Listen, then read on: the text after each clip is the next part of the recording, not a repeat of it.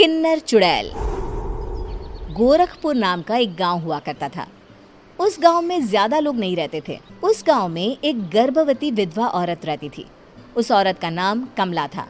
कमला अपने घर में अकेली रहती थी। उसके पति की सारी जायदाद उसके नाम हो गई थी, पर सभी गांव वाले उस औरत को मनहूस औरत समझा करते थे और सभी उससे नफरत किया करते थे। एक बार कमला राशन की दुकान पर खाने का सामान खरीदने जाती है। भैया जी, जरा 1 किलो दाल चावल देना। अरे हाय हाय हाय हाय हाय हाय! अरे मनहूस औरत, मेरी दुकान में अपशुगन करवाने आ गई क्या? हैं? चल जा यहाँ से। मैं कुछ नहीं देने वाला हूँ तुझे। भाग भाग यहाँ से, चल जा, निकल। भैया जी, ऐसा मत कहिए। मैं गर्भवती हूँ, मुझे खाने की बहुत जरूरत है। मुझे खाना दे दीजिए। दुकानदार कमला को वहां से धक्के मारकर भगा देता है। तभी कमला रोते रोते उस गांव के किन्नरों के इलाके में आ जाती है।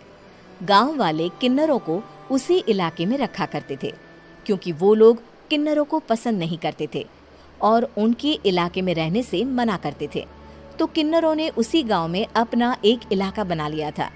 जब किन्नर लोग देखते हैं कि एक गर्भवती महिला रोते रोते उनके इलाके में आ गई है, तो सारे किन्नर कमला के पास जाकर उसका हाल पूछने लगते हैं। क्या हुआ बहन, तुम्हारी गर्भवती अवस्था में इतनी बुरी हालत कैसे है? तुम रो क्यों रही हो? तुम डरो मत, हम तुम्हें कोई नुकसान नहीं पहुंचाएंगे। तुम शांत होकर सब बताओ कि हुआ क्या है। मैं कमला हूँ। मैं गांव के दूसरे इलाके से आई हूँ। 2 महीने पहले ही मेरे पति की मौत हुई है। मुझे गांव के लोग मनहूस मानते हैं, क्योंकि मैं विधवा हूँ और गर्भवती भी। वहाँ के लोग मुझे खाने के लिए कुछ बेचने के लिए भी तैयार नहीं, जिससे मेरा गुजारा नहीं हो रहा था। कोई बात नहीं कमला, हम तुम्हारा ख्याल रखेंगे। किन्नर लोग कमला को एक खाली घर में रहने के लिए जगह दे देते हैं और उसकी देखभाल भी करते हैं। कुछ ही महीने बाद कमला अपने बच्चे को जन्म देती है, पर अफसोस, कमला बच्चे को जन्म देते ही अपनी जान गंवा देती है। जब सब किन्नर बच्चे को देखते हैं तो बहुत खुश हो जाते हैं, क्योंकि वो बच्चा भी किन्नर ही था। कमला ने एक किन्नर बच्चे को जन्म दिया था। अब इस बच्चे की देखभाल कौन करेगा?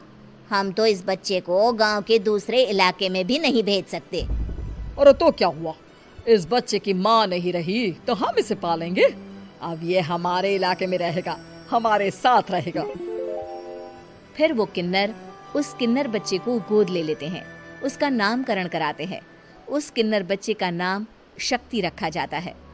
देखते ही देखते शक्ति बड़ी होने लगती है। उसके रंग रूप बहुत सुंदर थे। वो बहुत सुंदर किन्नर दिखती है। एक दिन शक्ति एक किन्नर से पूछती है, माँ जी सुनिए ना, ये गांव के दूसरे इलाके में भी तो लोग रहते हैं, तो हम वहाँ क्यों नहीं जाते? हम उनसे अलग क्यों रहते हैं? शक्ति, क्योंकि वो लोग हमारे जैसे नहीं, वो लोग हमें पसंद नहीं करते, इसीलिए हम उनसे अलग रहते हैं। क्यों? वो हमें क्यों पसंद नहीं करते? मुझे एक बार उस इलाके में जाना है। मैं एक बार वहाँ जाकर घूम कर आऊँ। शक्ति, खबरदार, जो तू उस इलाके में कभी भी गई तो अपनी जान नहीं गंवाना चाहती तो उस इलाके में कभी कदम भी नहीं रखेगी, समझी? इतना कहकर वो किन्नर वहाँ से चली जाती है। शक्ति उस किन्नर की बात सुनकर बहुत रोती है। माँ जी, ऐसा कैसे कह सकती हैं? उन्होंने इतनी सी बात के लिए मुझे इतना डांटा। अब तो मैं उस इलाके में ज़रूर जाऊंगी। फिर एक दिन शक्ति गांव के दूसरे इलाके में चुपके से जाती है। ये लोग तो हमारे जैसे ही इंसान हैं, तो ये हमसे नफरत क्यों करते हैं? जब शक्ति उस इलाके में पहुंचती है तो गांव के सारे आदमी उसके रूप से मोहित हो जाते हैं। वो लोग ये अंदाज़ा नहीं लगा पाते कि वो किन्नर है। शक्ति की सुंदरता देखकर सारे गांव वाले उसकी तारीफ करने लगते हैं। तभी गांव का चक्कर लगाने गांव के जमींदार का बेटा हर्ष वहां पहुंचता है। हर्ष भी दिखने में बहुत सुंदर होता है। जब हर्ष ने शक्ति को देखा तो वो भी उससे मोहित हो गया, और जब शक्ति की नज़र हर्ष पर पड़ी तो वो हर्ष को देखकर मोहित हो गई। आपको पहले कभी इस गांव में देखा नहीं। इस गांव में आप नए हैं क्या? जी नहीं, वो मैं बस। तभी शक्ति बोलते बोलते रुक जाती है और मन में सोचने लगती है, अगर मैंने इनको बता दिया कि मैं दूसरे इलाके से आई हूँ तो वो समझ जाएंगे कि मैं किन्नर हूँ, इसलिए मुझे इनसे झूठ ही बोलना पड़ेगा। शक्ति हर्ष को कहती है, जी हाँ, मैं इस गांव में नई आई हूँ, यहाँ अकेली रहती हूँ। वैसे आप कौन है? आप भी इसी गांव में रहते हैं? जी हाँ, मैं इस गांव के जमींदार का बेटा हूँ। आपको किसी भी चीज की जरूरत पड़े तो आप मुझे बता देना, मुझे अच्छा लगेगा। ऐसे ही शक्ति और हर्ष एक दूसरे से रोज मिलने लगते। वो दोनों अपने प्यार का इजहार करने एक दूसरे से मिलने जाते हैं। तभी शक्ति का पीछा करते करते एक किन्नर वहां आ जाती है। शक्ति, शक्ति, मैं तुमसे बहुत प्यार करता हूँ। मैं तुमसे शादी करना चाहता हूँ। क्या तुम मुझसे शादी करोगी? हाँ हर्ष, मैं तुमसे शादी करूँगी, पर मैं तुमको अपने बारे में एक सच्चाई बताना चाहती हूँ जो मैंने तुमसे छुपा कर रखी है।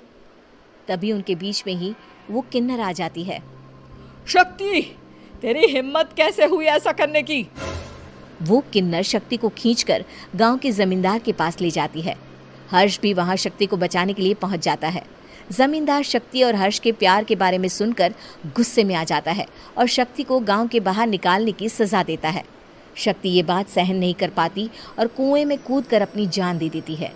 जमींदार हर्ष की शादी गांव की एक लड़की से करवा देता है, पर हर्ष इस शादी से खुश नहीं होता। शक्ति अपना बदला लेने के लिए मरने के बाद किन्नर चुड़ैल बन जाती है। अब मैं इन गाँव वालों को नहीं छोड़ूंगी, अब इनसे मैं अपने प्यार का बदला लूंगी। किन्नर चुड़ैल गांव वालों को परेशान करना शुरू कर देती है। एक बार वो रात को गांव के खेतों में पहुंच जाती है और वहां आग लगा देती है। सारी फसल जल के राख हो जाती है। जब एक आदमी रात को उठकर देखता है कि खेत में आग लग गई है तो वो वहां पहुंच जाता है। वो देखता है कि खेतों के बीचों बीच एक किन्नर चुड़ैल खड़ी है और वहां खड़े होकर ताली बजा रही है। गांव वाला किन्नर चुड़ैल को देखकर बेहोश हो जाता है। जब सुबह उस आदमी को होश आता है तो वो सीधा जमींदार के पास जाता है। अरे जमींदार साहब, अरे वो किन्नर चुड़ैल ने मेरी सारी फसल जला दी। अब मैं क्या करूंगा? क्या होगा मेरा? जमींदार चुड़ैल किन्नर का नाम सुनते ही सब कुछ समझ जाता है। अब वो बहुत डर जाता है। उसी रात को जब जमींदार डर के मारे अपने कमरे में सो नहीं पाता, तभी वहां अचानक से किन्नर चुड़ैल आ जाती है।